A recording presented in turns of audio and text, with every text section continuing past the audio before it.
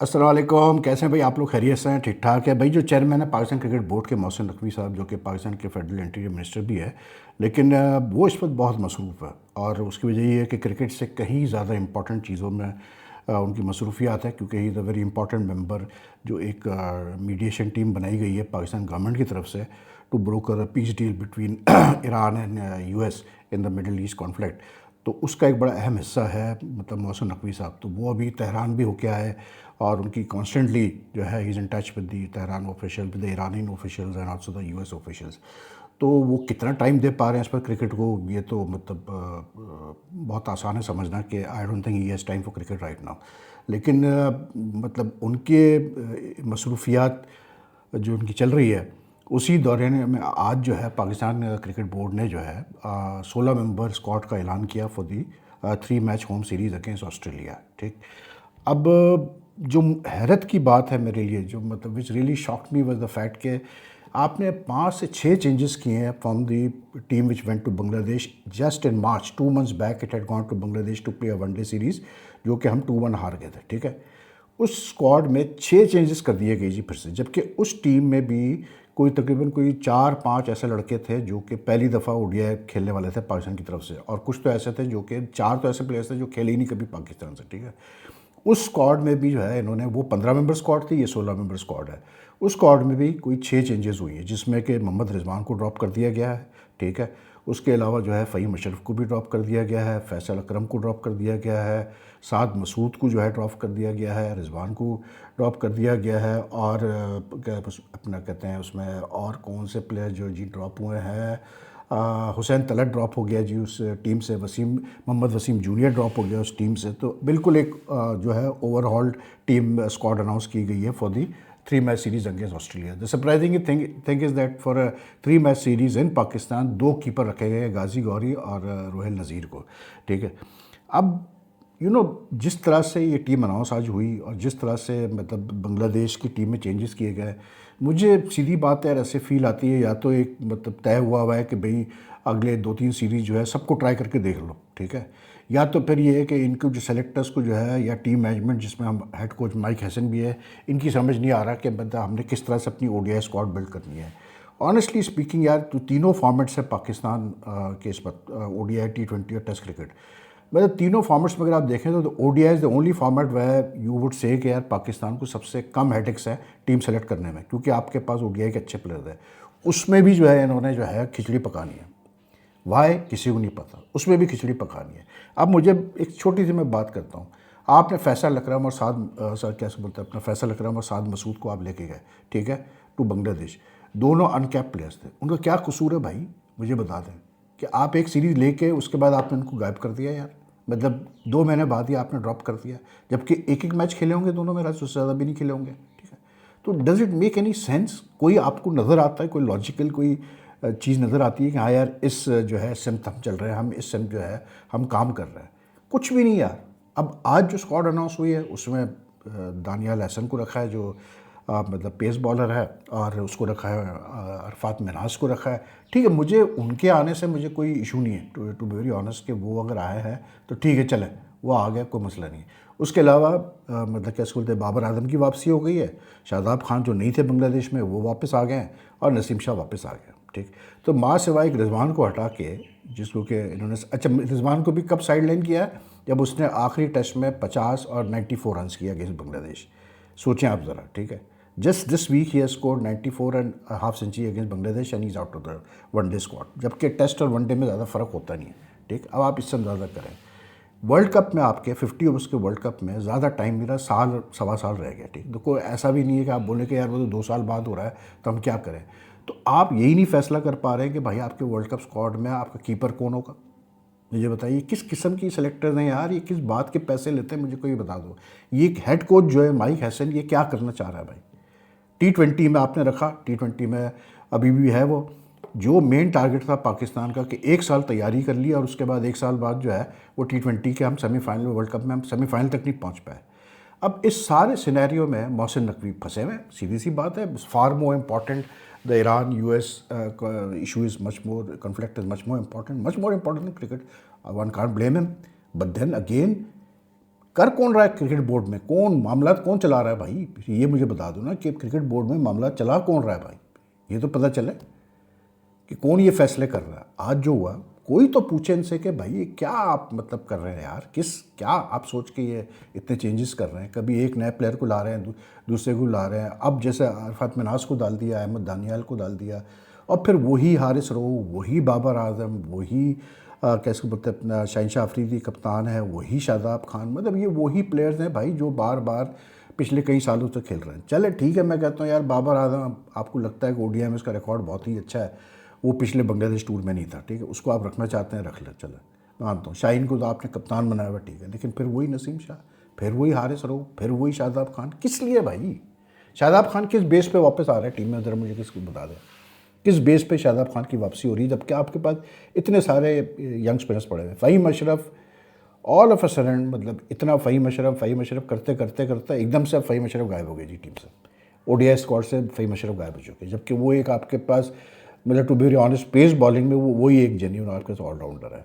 नसीम शाह को कितने चांसेस देंगे आप भाई, हारिस रऊफ को कितने चांसेस देंगे आप भाई?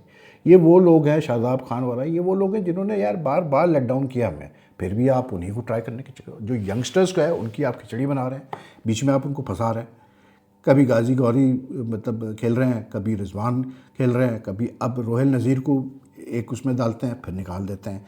क्या करना क्या चाह रहे हैं आप रोहिल नज़ीर के साथ, ये मुझे बता दें, क्या आपका इरादा क्या है रोहिल नज़ीर के साथ, आप क्या करना चाह रहे हैं? शमाइल हुसैन, चले मैं हालांकि शमाइल हुसैन मैं चले इतना तो क्रेडिट दूंगा इनको कि इन्होंने माँ सदाकत और शमाइल हुसैन जो ये दो यंग प्लेयर्स गए थे, अब्दुल समद भी पहली दफ़ा खेल रहा था वनडे इन बांग्लादेश, लेकिन कम अज़ कम इन 3-4 यंग प्लेयर्स को इन्होंने फिर से सेलेक्ट तो किया है, तो कम अज़ कम कुछ कंसिस्टेंसी आई है। But why could show the same consistency with the other young players, tell me that. तो भाई बात वही है कि जब आपकी सिद्ध ही ना हो, जब आपको समझ में ही नहीं आ रहा हो, सेलेक्टर्स का रोल सब कॉन्टिनेंट में भाई टू बी वेरी ऑनेस्ट मतलब मेरी तो नहीं समझ में आता यार। आई डोंट सी कि मॉडर्न डे क्रिकेट में ज़रूरत क्या है आप सेलेक्टर्स की यार। जब आपने कोच को पावर दे दिया, जब आपने सब कुछ कर दिया, कप्तान को पावर दिया, सबको पता है कप्तान और कोच जो है वो टीम बनाते हैं, why do we need selectors? I don't understand. India में भी इस वक्त जो है जो उन्होंने स्क्वाड अनाउंस किया टेस्ट और वनडे का for the series against Afghanistan, everyone is talking about the fact कि उसको आकिब नबी को नहीं लिया, और क्यों नहीं लिया? मतलब यार मैं तो हैरान हूँ, मेरी तो कुछ समझ में नहीं आता।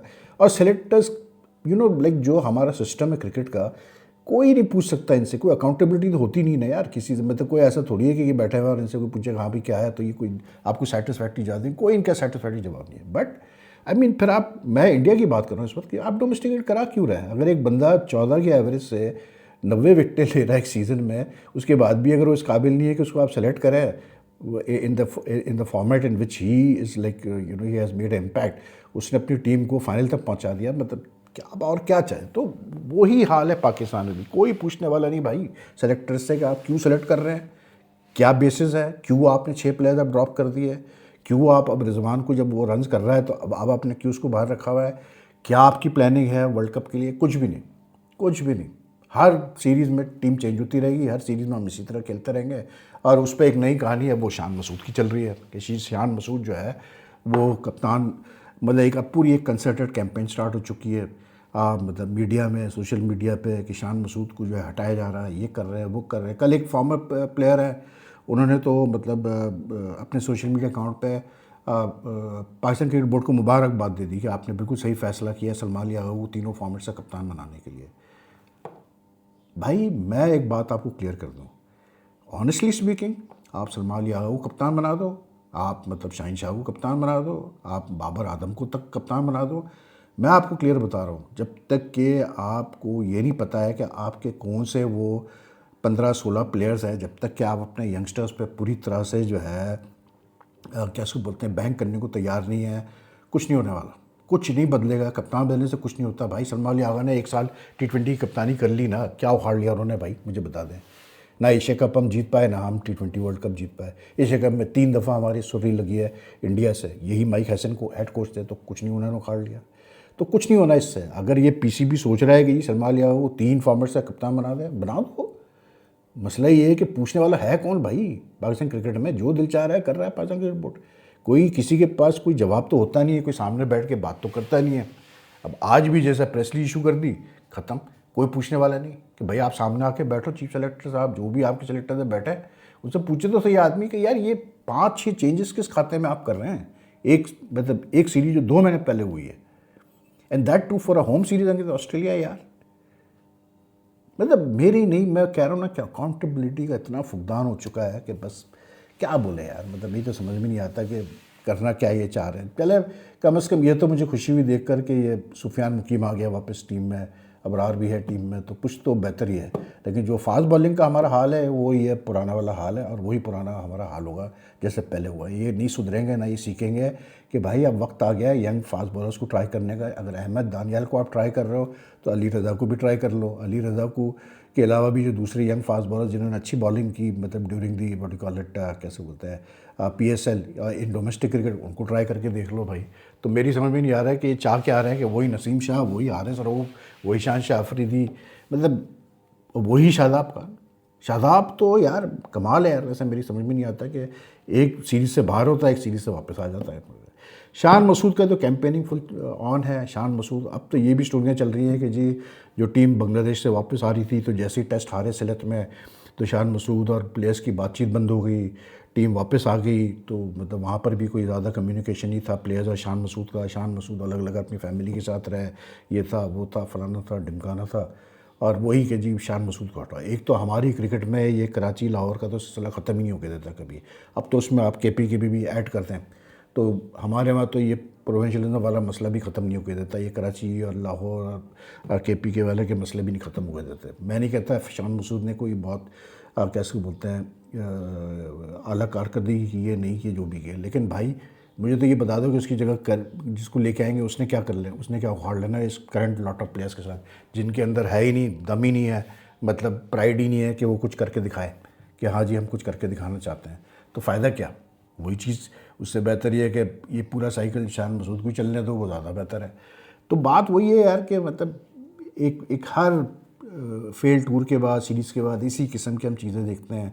सोशल मीडिया पे अपने अपने प्लेयर्स के लिए कैंपेनिंग शुरू हो जाती है, प्रमोशन शुरू हो जाती है। वो शान मसूद जो है वो एक तरफ, दूसरी तरफ जो है उसका लॉबी कह रही है कि जी वो तो इंटरेस्टेड है पूरा साइकिल कंप्लीट करने में, ये करने में। और मसला उसमें ये है कि चेयरमैन साहब बिज़ी है, पता ही नहीं चेयरमैन साहब का टाइम ही नहीं है, तो वो क्या मतलब देखेंगे और करेंगे। जो दूसरे लोग जिनको छोड़ा हुआ है उन्होंने करने के लिए, वो तो हमें पता ही है कि क्या मतलब रिजल्ट हमारे सामने आया है। मतलब बांग्लादेश से भी हम जिस तरह से हार के आए हैं, कुट के आए हैं, उसके बाद भी यानी कि क्या कहें यार, बस मतलब I am totally like at a loss. पहले भी पाकिस्तान क्रिकेट में कैसे बोलते हैं डिसऑर्गेनाइजेशन होती थी, मेथोडिकल एक मैडनेस होती थी, लेकिन उस मैडनेस में भी कोई मेथड होता था। मतलब वो कहते हैं ना मेथोडिकल मैडनेस होती थी। ऐसा नहीं होता था कि पता ही नहीं कि हो क्या रहा है या किसने क्या करना है। मतलब वाइट बॉल कैंप आपने किया और उसके बाद आपने मतलब इतने सारे चेंजेस कर दिए, तो क्या उस फ़ायदा उस वाइट बॉल कैंप का मेरी समझ में नहीं आ रहा। लेकिन अच्छा इंग्लैंड भी जो है ना, इंग्लैंड क्रिकेट बोर्ड भी हमारे रास्ते पे चला हुआ है। मतलब उनके भी कुछ डिसीजन जो है मेरे को पल्ले पड़ नहीं रहे भैया। अब उन्होंने उसको वो मार्कस नॉर्थ को जो कि मतलब ऑस्ट्रेलिया से खेला हुआ है उसको चीफ सेलेक्टर बना दिया इंग्लैंड का।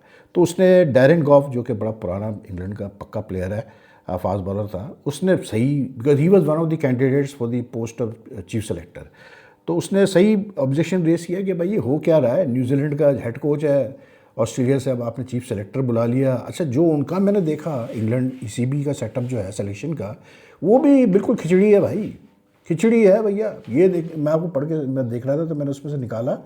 अब उसमें से कौन कौन जो है देखें टीम सेलेक्ट करता है, मीटिंग में कौन कौन बैठता है। मैकलम बैठता है हेड कोच, फिर मैनेजिंग डायरेक्टर जो है मेंस क्रिकेट का रॉब की वो होता है, फिर कैप्टन्स होते हैं, मतलब ये दोनों जो इस वक्त कप्तान हैं बेन स्टोक्स और हैरी ब्रूक। उसके बाद हेड ऑफ प्लेयर आइडेंटिफिकेशन को है David Court, and performance director Ed Barney. यानी कि वही जो पाकिस्तान हरकतें कर रहा था, पाकिस्तान क्रिकेट बोर्ड हरकतें कर रहा था टिल रिसेंट टाइम्स के डाटा एनालिस्ट और ये वही चीज़ें हो रही है। अबे भाई एक टीम सेलेक्ट करने में, एक प्लेयर को मतलब पिक करने में इतने लोग चाहिए आपको? मतलब ये क्या पोस्टें क्रिएट की जाती है यार, मुझे तो समझ में नहीं आता। प्लेयर आइडेंटिफिकेशन मतलब अगर कप्तान और हेड कोच नहीं आइडेंटिफाई कर सकते प्लेयर को तो कौन करेगा भाई identify. And then you know like it's a bit strange to me. Like McCullum तो चलो समझ में आता है कि मैकलम तो एक बहुत बड़ा नाम है, लेकिन आई मीन यार चीफ सेलेक्टर भी आप बाहर से ला रहे हो यार, कमाल ही। ये तो मैंने वैसे बहुत कम सुना है कि किसी कंट्री में चीफ सेलेक्टर बाहर का हो। अच्छा, वो ये कहते हैं कि जी वो मार्कस नॉट जो है काफ़ी अरसे से डरहम काउंटी का भी डायरेक्टर क्रिकेट है, लेकिन he still remains like he is not a what you call it, in that sense he not a Englishman, he played for Australia, ठीक है। तो वो बात तो ठीक है उसकी यार, मतलब क्या कहते हैं अपना। अच्छा, उसका भी उन्होंने इंटरव्यू लिया, स्टीव फिन का जो पुराना इंग्लैंड फास्ट बॉलर है, उस पर गॉफ ने बड़ी अच्छी बात की। उसने कहा तो उसको तो इंटरव्यू लेना ही नहीं चाहिए था, इसलिए कि उसकी तो कोई एक्सपीरियंस ही नहीं है कोचिंग का। मुझे वही याद है उसका पढ़ के, पाकिस्तान में जो होता है कि जो चाहे भाई शाही वो है, जो जिसको दिल चाहे डाल दो। तो इंग्लैंड भी भाई मुझे लग रहा है ये भी हमारी रास्ते चल रहे हैं। चले, इनके पास बस ये एडवांटेज है कि इनके पास प्लेयर्स कुछ हमसे ज़्यादा तगड़े प्लेयर्स हैं जो कि जीतना चाहते हैं। तो दैट्स ऑल फॉर नाउ यार। आज एक गेस्ट के साथ कोशिश मैं कर रहा हूँ एक शो हो जाए, तो नहीं भी हुआ तो रात को वीडियो डालेंगे। तो टेक केयर। अगर आपको वीडियो पसंद आती है तो लाइक एंड शेयर कीजिएगा, अपना ख्याल रखिएगा। अल्लाह हाफिज़ जी, एंड लीव योर कमेंट्स।